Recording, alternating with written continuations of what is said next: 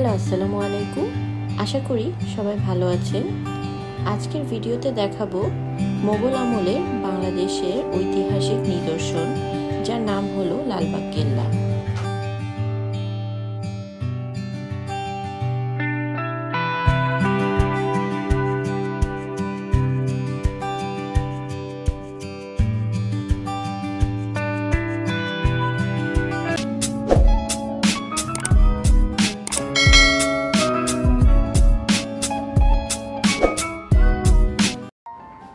আমরা ছুটির দিনে এসেছি, তাই এখানে ভিড় অনেক বেশি ছিল।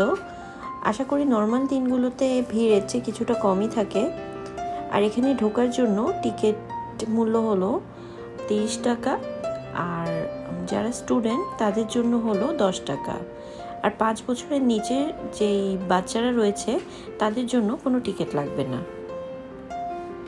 গ্রীষ্মকালে সকাল 10টা থেকে বিকাল 6টা পর্যন্ত লালবাগ কেল্লা ওপেন থাকে, আর মাঝখানে 1টা থেকে 1:30টা পর্যন্ত আধা ঘন্টা এটা বন্ধ থাকে।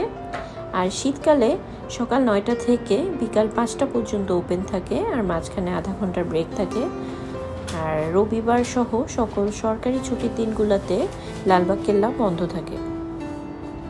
লালবাগ কেল্লার চত্বরে 3টি স্থাপনা রয়েছে।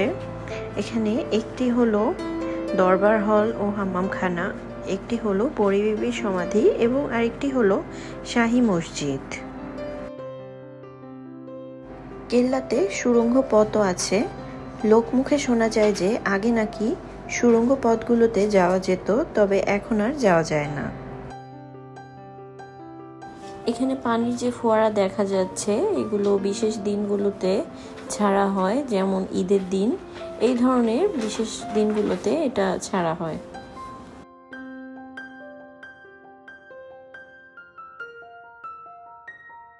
লালবাগ কেল্লায় সর্বসাধারণের দেখার জন্যে একটি জাদুঘর রয়েছে, যা পূর্বে নবাব শায়েস্তা খাঁয়ের বাসভবন ছিল, আর এখান থেকেই তিনি সবকিছু নিয়ন্ত্রণ করতেন।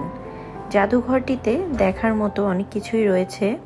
মুঘল আমলের বিভিন্ন হাতে আঁকা ছবি দেখা মিলবে সেখানে, যেগুলো দেখলে যে কেউ মুগ্ধ না হয়ে পারবে না। শায়েস্তা খাঁয়ের ব্যবহার্য নানা জিনিসপত্র সেখানে সযত্নে রয়েছে। তাছাড়া তৎকালীন সময়ের বিভিন্ন যুদ্ধাস্ত্র, পোশাক, সে সময়কার প্রচলিত মুদ্রাও রয়েছে।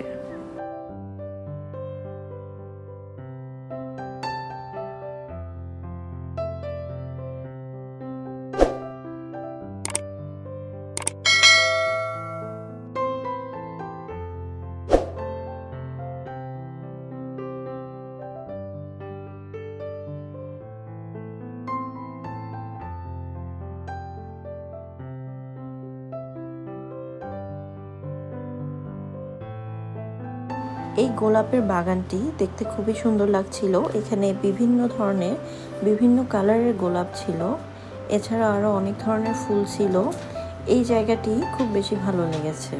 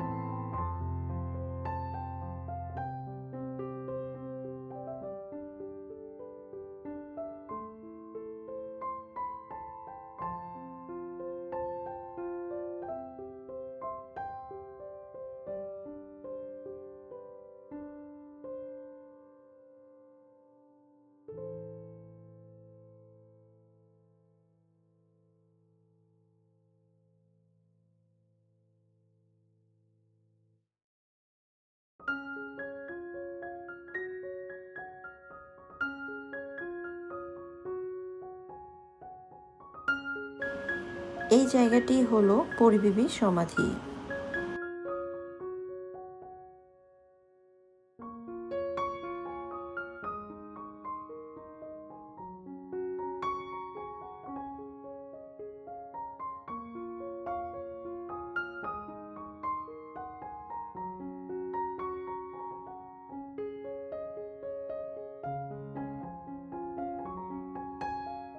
লালবাগ কেল্লার যে মসজিদটি আছে সেটা এখন ভেতর থেকে যাওয়া যায় না, এখানে ভেতরে ব্যারিকেড দেওয়া আছে, বাইরের দিক থেকে যেতে হয়।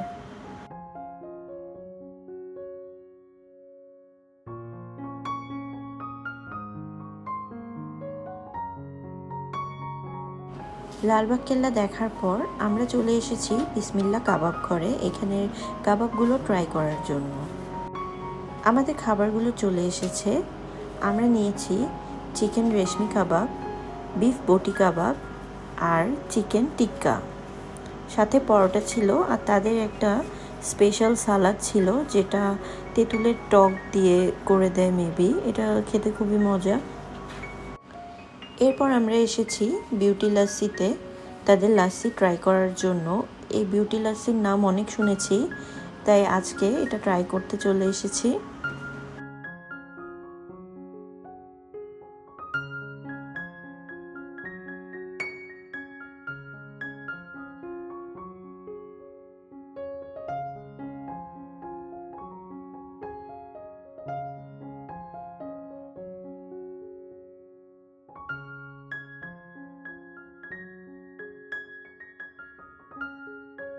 এখানে মামা সবার সামনেই রেডি করছিল লাস্সিগুলো। আর এখানে লেবুর শরবতও পাওয়া যায়, আমরা লেবুর শরবতও নিয়েছি যেটা মোটামুটি ছিল। তবে এদের লাচ্ছি আসলেই অনেক মজা, আমাদের খুবই ভালো লেগেছে।